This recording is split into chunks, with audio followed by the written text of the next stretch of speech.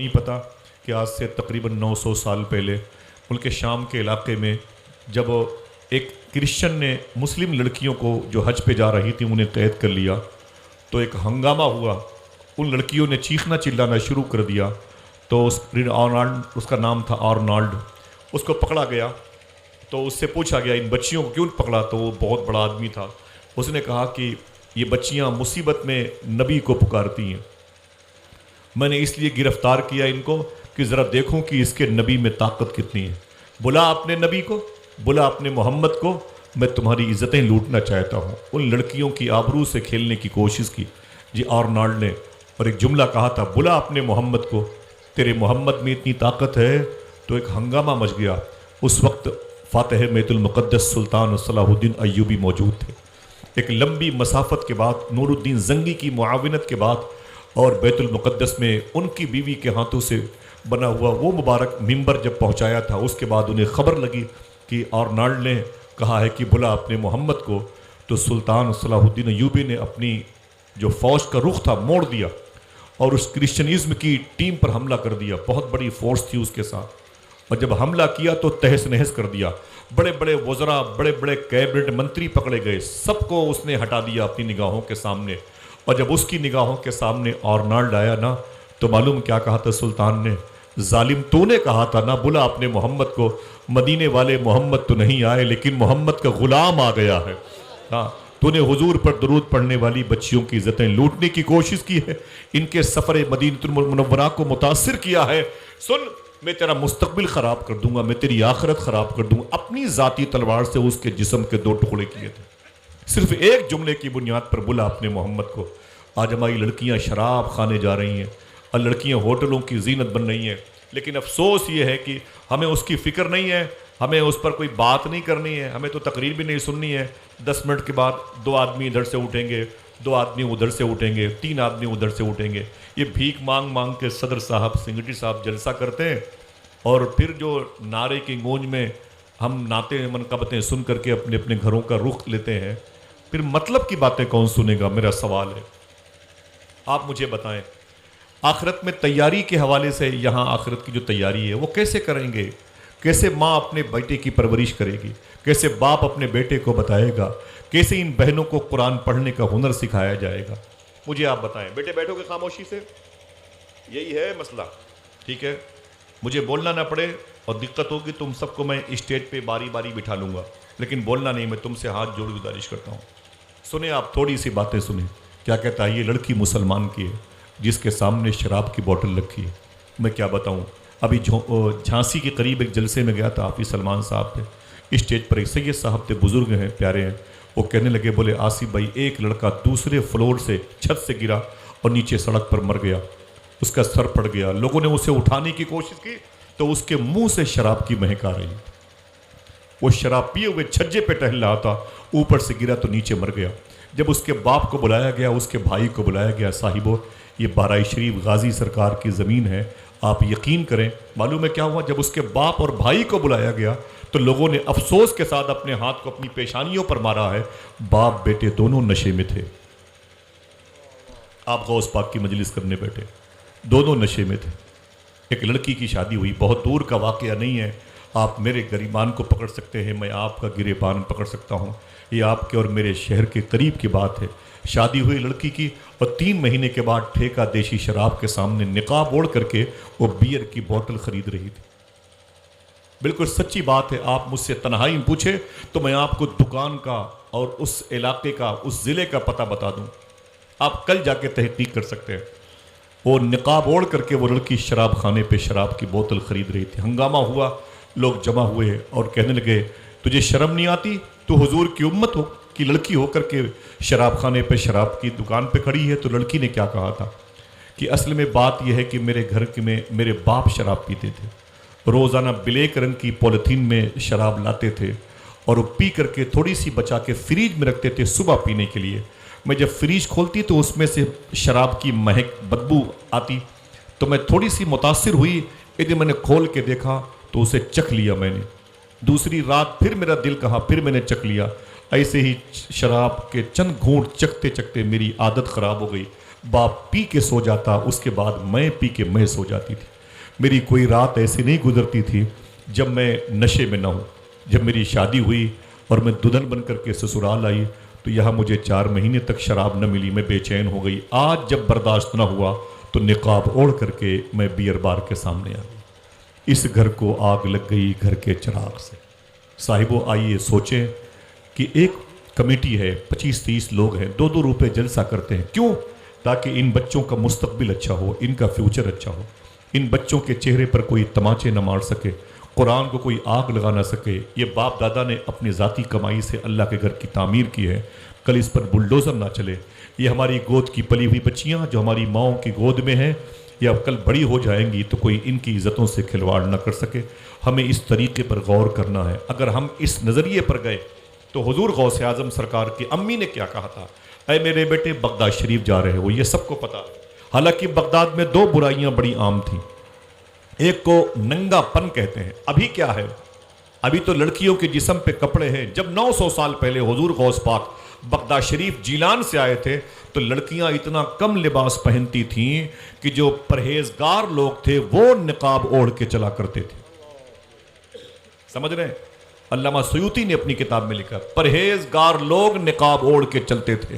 خیاط درزی کی دکان پر عورتیں اپنے حجاب بنوانے کے لیے نہیں کھڑی ہوتی تھیں، بلکہ مرد بزرگ لوگ خیاط درزی کی دکان پر اپنا نقاب اپنا حجاب سلوانے کے لیے لائن میں کھڑے ہوتے تھے۔ دوسرا فرقہ تھا رافضیت کا، شیخین کی توہین کرنے والوں کا۔ حضور غوث پاک نے فرمایا اپنی امی سے میں بغداد شریف جانا چاہتا ہوں۔ آپ کی امی نے یہ نہیں کہا کہ بغداد کے ننگے پن سے بچے رہنا، آپ کی امی نے یہ نہیں کہا تھا کہ بغداد کے رافضیت کے فتنوں سے بچے رہنا، آپ کی ماں نے کہا تھا اے میرے بیٹے ہمیشہ سچ بولنا۔ ذرا ہاتھ اٹھا کے بولے کیا کہا تھا؟ اونچی بولے آپ، ہمیشہ سچ بولنا۔ سچ بولنے والا ہی آگے چل کے دوسرا کام کرتا ہے، کبھی حرام نہیں کھاتا۔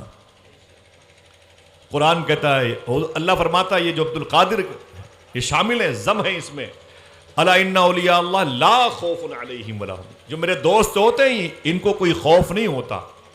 اللہ جب اپنے دوستوں کو یہ مقام یہ مرتبہ عطا فرماتا ہے، نام تو نہیں ظاہر ہے لیکن دوستوں کے سردار ہیں شیخ عبد القادر، وہ کیوں بری ہوں گے؟ ذرا سوچو کہ جب اللہ شیخ عبد القادر جو ولیوں کے سردار ہے، ولایت اقطاب و اوتاد و ابرار کی شرف ڈگریاں پانے والے بڑے بڑے اولیاء کے بارے میں کہتا ہے یہ میرے دوست ہے، انہیں کوئی خوف نہیں ہے، تو پھر غوث پاک بھی کہتے ہیں جو میرا مرید ہے اسے کوئی خوف نہیں ہونا چاہیے۔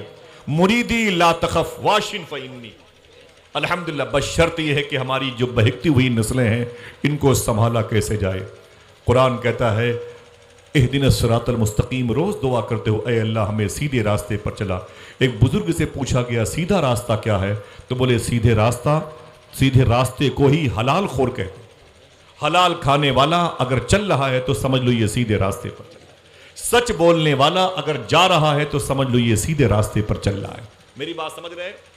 قرآن کہتا ہے کہ سچوں کے ساتھ ہو جاؤ، وَكُونُوا مَعَ الصَّادِقِينَ، اگر آپ نے کسی سچے کا دامن تھام لیا تو سمجھ لو آپ حلال کھانے والوں کے قریب ہیں اور سچ بولنے والوں کے قریب ہیں، اور آپ کامیاب اور کامراں رہیں گے انشاءاللہ۔ کہہ دیں، ہاتھ اٹھا کے بولیں انشاءاللہ۔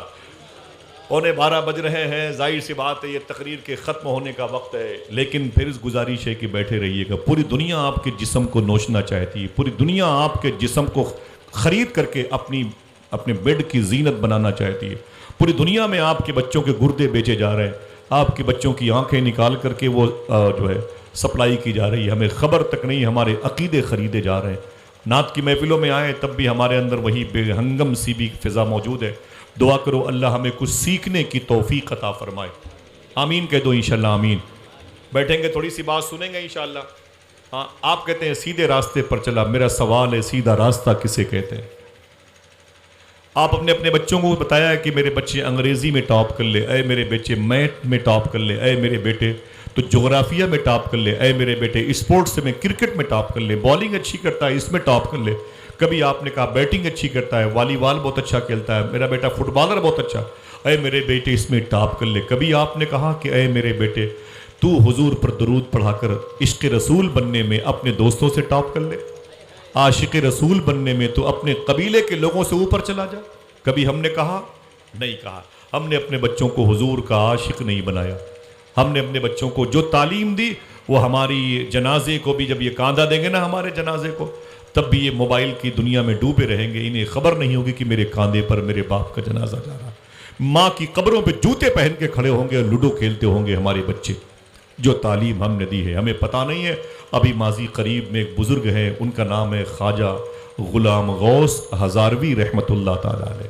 اگر نام آپ ان کو اچھا لگے تو سبحان اللہ بھی کہہ سکتے ہیں. جائیں گے تو نہیں مجھے بولے, بیٹھیں گے تھوڑی سی بات سنیں گے. بھائی 500 کلومیٹر دور سے آیا ہوں اور فجر کی نماز پڑھ کے چلا تھا, تب سے ہی چل رہا ہوں. حافظ سلمان صاحب جانتے, رستم بھائی جانتے. بس آپ اچھا سن لیتے ہیں تو یہی میرا نذرانہ لفافہ ہے. بھائی اپنے پیسے رکھو اپنے پاس, میرے لیے غوث پاک کافی ہیں. ٹھیک ہے, آپ میری بات کو سن لو. معلوم ہے غلام غوث ہزاروی ہیں. سننا میری بہنوں, اور اپنی گود کے بچوں کو بہت سنبھالنا. ان بچوں پر نفس اور شر اور شیطان کی بڑی نظر ہے. سنیں, غلام غوث ہزاروی ہیں. معلوم ہے ان کی شادی ہوئی, ان کے ماں باپ نے انہیں درود کی لوریاں سنا کے انہیں پالا تھا. ان کے ماں باپ نے انہیں درود کے نغمے سنا کے انہیں پالا تھا. غلام غوث ہزاروی رحمۃ اللہ تعالیٰ علیہ جب بڑے ہوئے تو ان کی شادی جس لڑکی سے ہوئی, اللہ نے اس لڑکی کو بھی بڑے کمال عطا کیے. وہ لڑکی بھی کسی دنیا دار کے گھر میں نہیں پلی تھی. وہ لڑکی بھی غلام احمد مختار کے سائے میں پلی تھی. جب یہ لڑکی بڑی ہوئی تو اس کی شادی حضرت غلام غوث ہزاروی رحمۃ اللہ تعالیٰ علیہ کے ساتھ ہوئی. اس کی آواز کم کریں بھائی جان, ہاں آواز کم کریں, سنیں بس غور سے سنیں. غلام غوث ہزاروی رحمۃ اللہ تعالیٰ علیہ کی جب شادی ہوئی تو لڑکی بڑی خوبصورت تھی. ایک بات بتا دوں آپ سے, اگر نیتیں اچھی ہوتی ہیں تو نسلیں اچھی ہوتی ہیں. میری بات سمجھ میں آئی؟ اگر نیتیں اچھی ہوتی ہیں تو نسلیں اچھی ہوتی ہیں. یہ رم اللہ غازہ خان یونس جو فلسطین سے تقریباً 155-60 کلومیٹر پر ہے, رم اللہ غازہ خان یونس, یہ فلسطین کا, اسی کے قریب میں نبہان ایک علاقہ ہے. وہاں ایک بزرگ تھے, ان کا نام تھا شیخ یوسف بن اسماعیل نبہانی. شیخ یوسف ان کا نام تھا, باپ کا نام تھا اسماعیل, ان کے شہر کا نام تھا نبہان. بڑے عظیم الشان بزرگ تھے. جس لڑکی سے ان کی شادی ہوئی وہ لڑکی بڑی خوبصورت تھی. جب وہ تھوڑا سا کافی دن ہوا تو اس لڑکی کی سہیلی نے ملاقات کی. بولے آپ کی شادی ہو گئی بہن؟ بولے ہاں میری شادی ہو گئی. بولے کس سے ہوئی؟ بولے وہ حضرت غلام شیخ یوسف بن اسماعیل نبہانی ہے, میری شادی ان کے ساتھ ہوئی ہے. تو معلوم کیا کہا سہیلی نے؟ اوفو, تجھے مولوی ہی ملا ہے اور کوئی نہیں ملا؟ تجھے کوئی قاعدے کا پیسے والا آدمی نہیں ملا جیسے تو اپنا رشتہ کرتی؟ تجھے اور کوئی نہیں ملا؟ ایک مولوی ملا تجھے جسے ہسبینڈ بنایا جائے؟ تو وہ خاموش کھڑی تھی. پھر سہیلی نے کیا کہا, اے میری بہن یہ بتا تجھے اس مولوی کے ساتھ رہ کے کیا ملا؟ دیکھنا کتنے لوگ ہیں جو اسٹیج سے لے کر کے کرسیوں پر زمینوں پر بیٹھے ہیں اور محبت سے سبحان اللہ کہتے ہیں. یہ بتا تجھے اس مولوی کے ساتھ شادی کر کے کیا ملا؟ تو یوسف بن اسماعیل نبہانی کی بیوی نے کیا کہا تھا؟ کیا بولی میری بہن؟ اس لڑکے مولوی کے ساتھ رہ کے مجھے کیا ملا؟ سن, اس کی مبارک صحبت نور کا اثر ہے کہ تقریباً 86 مرتبہ میں نے خواب میں اللہ کے رسول کی زیارت کا شرف حاصل کیا. 14 کم 100 مرتبہ میں نے خواب میں حضور کی زیارت کی. صرف اسی بزرگ کی نالین کی برکت ہے. اللہ اکبر اللہ اکبر. اگر نیتیں اچھی ہوتی. شیخ عبد القادر جیلانی, یا روحی یا قلبی یا نور یا غوث العظم یا بازی شب یا مخدوم محی الدین یا حضرت شیخ عبد القادر جیلانی, یا روحی یا قلبی یا نور یا غوث العظم یا بازی شب یا مخدوم محی الدین یا حضرت شیخ عبد القادر جیلانی شنگد اللہ دام ذلکم و فیعوذکم و عنایتکم و محبتکم. آقا کریم صلی اللہ علیہ وسلم کی مبارک سنت پہ عمل کرتے ہوئے ایک دوسرے سے قریب ہوں. السلام علیکم ورحمۃ اللہ وبرکاتہ.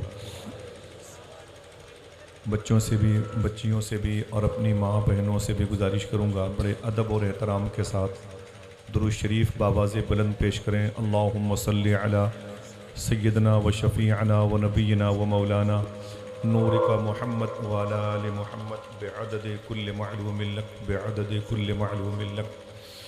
مائک آپ کا بہت اچھا ہے, ایک گزارش ہے کہ اس کا ایکو بند کر دیں بھائی جان, تو ایکو اس مائک کا بند کر دیں. اور اس کے بعد جب کبھی مجلس ہو تو جنریٹر کو ذرا دور رکھا کرے. کبھی کبھی ہوتا ہے کہ جنریٹر کی آواز بہت قریب ہوتی ہے تو سننے والوں کو بھی دقت ہوتی ہے، اور سب سے بڑی پریشانی سنانے والوں سے زیادہ مائک آپریٹر کی ہوتی ہے، وہ بیچارے سیٹنگ نہیں کر پاتے۔ ٹھیک ہے یا شیخ عبد القادر جیلانی شیخ دل، آرام سے جانے دیجیے بھائی جان، ایک دم خاموشی سے جانے دیجیے، کوئی بات، سرکار غوث پاک کرم فرمائے، بیٹھے، اللہ کا شکر ہے، آرام سے جانے دیں۔ اس میں جو ایکو ہے بھائی، اس کو ایکو بند کر دیں بالکل بھائی جان۔ جو بچے کھیل کود کر رہے ہیں، ادھر ادھر ٹہل رہے ہیں، میں ان سے گزارش کروں گا کہ وہ بیٹھ جائیں، اور اب تھوڑی سی آواز بڑھائیں، اس کی تھوڑی سی آواز اس کی اور بڑھائیے گا، اسی کیمپس میں آواز رکھیے گا، زیادہ گونج نہیں، زیادہ ہنگامہ نہیں، 10-20 کلومیٹر تک اپنی آوازیں نہیں پہنچانی ہے۔ اس علاقے میں بارہ شریف ہے، لکھیم پور کھیری ہے، سیتا پور ہے، قریب میں لکھنؤ ہے، یہ جہاں جہاں کے جن علاقے شہروں کے لوگ یہاں تشریف فرما ہیں، تسلیم بھائی، نور بھائی، سلمان رضا صاحب کی نعتیں منقبتیں سننے کے لیے وہ یہیں سے چراغ نعت، چراغ عشق رسول لے کر کے اپنے گھر جائیں گے تو انشاءاللہ کام ہو جائے گا۔ ابھی یہ وقت سونے کا ہے، کوئی بچہ اپنی ماں کے گود میں روتا ہوگا، کوئی بیٹی اپنی ماں کی گود میں تڑپتی ہوگی، کوئی بوڑھا بزرگ دواؤں کا محتاج ہوگا، اور اس کے سینے کی تکلیف، اس کی کھانسی کی صورت میں اس کے وجود سے، زبان کے لہجے سے امکانات کی جو کھڑکیاں ہیں باہر آتی ہوں گی۔ کسی نہ کسی کے گھر میں کوئی نہ کوئی روکھی سوکھی روٹیاں کھا کے سو رہا ہوگا۔ اب ایسے ماحول میں بڑی مشکل سے اگر اسے نیند آئی ہوگی تو ہماری آواز پہ وہ سہم گیا ہوگا، ہمارے نعروں سے وہ ڈر گیا ہوگا، جبکہ اسے حضور کے ذکر سے سکون ملنا چاہیے، لیکن افسوس یہ ہے کہ ہماری بے ہنگم آوازوں نے اس کی نیند میں خلل پیدا کر دیا ہے، اس کے سکون کو غارت کر دیا ہے۔ لہٰذا میں گزارش کروں گا کہ باہر کے سارے ہارن رات کے 11 بجے کے بعد بند کر دیے جائیں، مائک کے اندر جو خاموشی ہے اس کا ہلکا سا اظہار ہو، ماں بہنیں، بچے بچیاں سکون سے بیٹھیں۔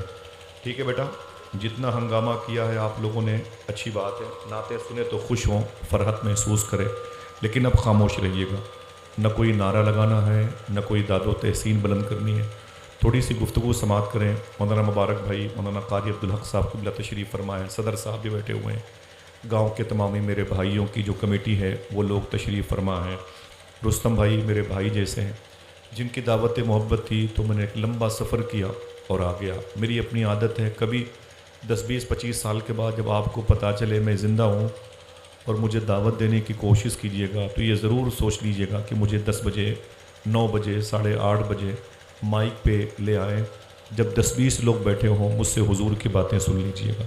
میں آپ سے بہت ادب سے گزارش کر رہا ہوں، اور میں چاہتا ہوں کہ جو آپ کے پاس طاقت ہے، جو پیسے ہیں، ان کا استعمال مدرسوں کی تعلیم پہ خرچ کریں۔ ابھی میں 3-4 دن پہلے گجرات میں تھا، تو راجستھان میں تھا، تو میرے ایک دوست نے کہا کہ آصف بھائی، میں ایک فلیٹ کرائے پہ لینے کے لیے گیا تھا، تو اس فلیٹ کے جو آفس تھی اسی کے سامنے 2 کرسیاں رکھی ہوئی تھیں، ایک ٹیبل پر بوٹل رکھی ہوئی تھی، اور اس 2 کرسیوں پر، ایک کرسی پر ایک لڑکی بیٹھی ہوئی تھی جوان، میری بہنیں سنیں، ایک جوان لڑکی بیٹھی ہوئی تھی، اور اس کے قریب میں ایک سگریٹ پی رہا تھا ایک شخص۔ تو میں آفس کے سامنے گیا، میں نے کہا مجھے اس بلڈنگ میں ایک فلیٹ لینی ہے، تو بولے کوئی بات نہیں، آپ لے لیں۔ جیسے میں نے ٹیبل دیکھی، اس پہ ایک لڑکی کو دیکھا، اور ٹیبل پہ شراب رکھی ہوئی تھی، اور اس کے قریب میں جو لڑکا تھا وہ سگریٹ پی رہا تھا، تو بولے کہ مجھے عجیب سا لگا کہ ایسے ننگے ماحول میں تو میرے بچے نہیں رہنے پائیں گے۔ میں آفس میں جب تک بیٹھا تھا سوچ ہی رہا تھا کہ میرے دوست آ گئے۔ میں نے ان سے کہا یار کہاں لے کے آئے ہو؟ یہاں تو بلڈنگ کے جو ہے پہلے فلور پر جہاں آفس ہے وہاں لڑکیوں کے سامنے شراب کی بوٹل رکھی ہوئی ہے۔ تو اس نے معلوم کیا کہا؟ اس نے کہا آپ کو پتہ نہیں ہے کہ جو لڑکی شراب پی رہی ہے بڑے والے بوٹل میں، یہ کوئی اور نہیں، حضور کی امت کی لڑکی ہے، یہ مسلمان لڑکی ہے، اور جو یہ اس کے سامنے سگریٹ پی رہا ہے یہ غیر مسلم ہے، اس نے اپنا گھر دوار چھوڑ کر کے اسی لڑکے کے ساتھ رات بھر عیاشی کرنے کے لیے آتی۔ آپ یقین کریں کہ کیا تقریر ہو، کیا جلسے ہو، کیا باتیں ہوں، جب معاشرہ اس قدر ٹوٹ چکا ہو اس وقت ہم سوچنے پر مجبور نہیں کہ اس کا علاج کیا ہے۔ تو جو بچیاں آج ہماری گود میں پل کر کے بڑی ہو رہی ہیں، ان کو کس کے سہارے چھوڑ کے جائیں گے؟ خنزیر کا گوشت کھانے والوں کی نظریں ہماری بچیوں پر ہیں، شراب پینے والے ہماری بچیوں کے جسم سے کھیلنا چاہتے ہیں۔ آج پورے ہندوستان میں ہر باطل نظریات کے حامل جو کفر و شرک کے دل دادا ہیں، وہ میری ہی بہن بیٹیوں کی عزتیں، ان کا ایمان چھیننے پر آمادہ ہیں۔ آپ کو نہیں پتہ کہ آج سے تقریباً 900 سال پہلے ملک شام کے علاقے میں جب ایک کرسچن نے مسلم لڑکیوں کو جو حج پہ جا رہی تھی انہیں قید کر لیا، تو ایک